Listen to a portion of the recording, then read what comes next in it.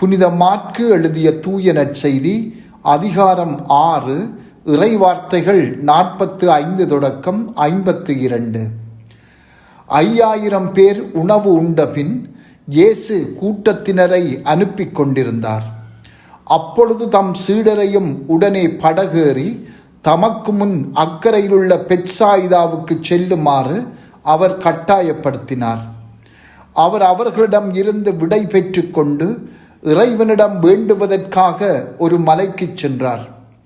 பொழுது சாய்ந்த பிறகும் படகு நடுக்கடலில் இருந்தது. ஆனால் அவர் தனியே கரையில் இருந்தார். அப்போது எதிர்காற்று அடித்தது.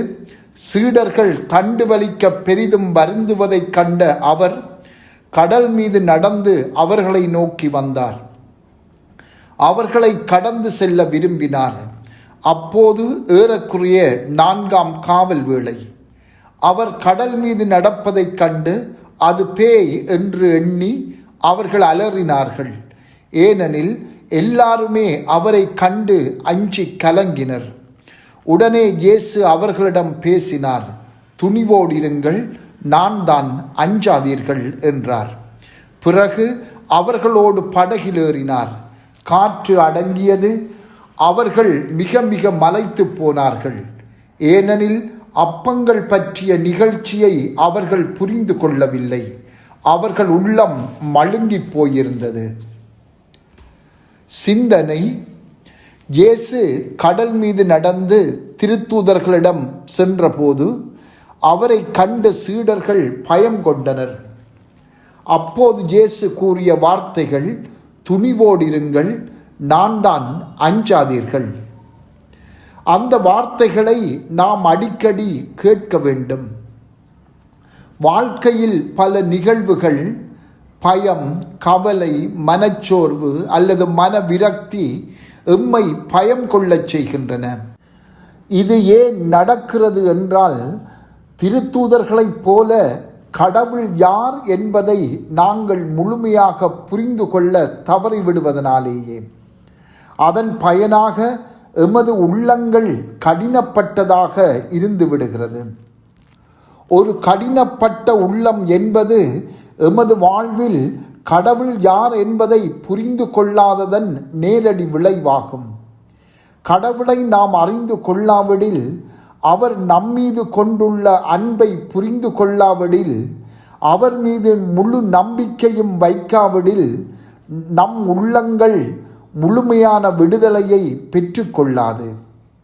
இயேசு செய்த புதுமைகளை சீடர்கள் நேரடியாக கண்டிருந்தாலும், அவருடைய போதனைகளை மீண்டும் மீண்டும் கேட்டிருந்தாலும், புதுமைகளை அவர்களே ஆற்றியிருந்தாலும், அவர்கள் இயேசுவை இன்னும் முழுமையாக அறிந்து கொள்ளவில்லை. அவர்களுடைய உள்ளம் மழுங்கி போயிருந்தது. ஏனென்றால் அப்பங்கள் பற்றிய நிகழ்ச்சியை அவர்கள் புரிந்து கொள்ளவில்லை என்று வாசகம் கூறுகின்றது. துணிவோடிருங்கள், நான் தான், அஞ்சாதீர்கள் என்று இயேசு சொன்னபோது அவர் சீடர்களுக்குள் ஆழ்ந்த நம்பிக்கையை விதைக்க விரும்பினார். இந்த வார்த்தைகளை நாமும் எமக்குள் எதிரொலித்து கொண்டிருக்க அனுமதிக்க வேண்டும். துணிவு பயத்தை விரட்டிவிடும். நான் தான் என்று இயேசு சொல்வதன் மூலம் நாமே ஆண்டவர் என்று மோசேக்கு கடவுள் தம்மை வெளிப்படுத்தியதை நாம் நினைவு கூற வேண்டும். விடுதலை பயணம் 3:14.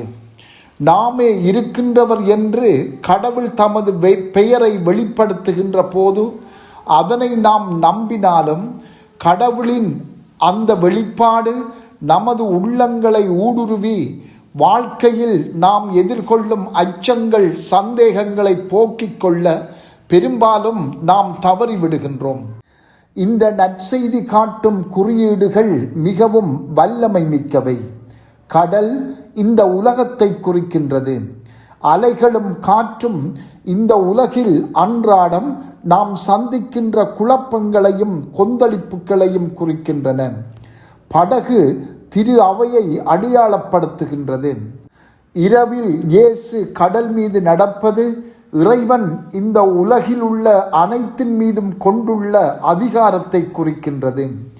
அலைகளாலும் காற்றாலும் அல்லாடிக் கொண்டிருந்த படகில் ஏறுவதன் மூலம் திரு அவையில் தாம் எப்போதும் பிரசன்னமாக இருக்கின்றார் என்பதையும், நாம் அவரை அனுமதித்தால் அவர் அமைதியையும் மகிழ்ச்சியையும் தருவார் என்பதையும் காட்டுகின்றது.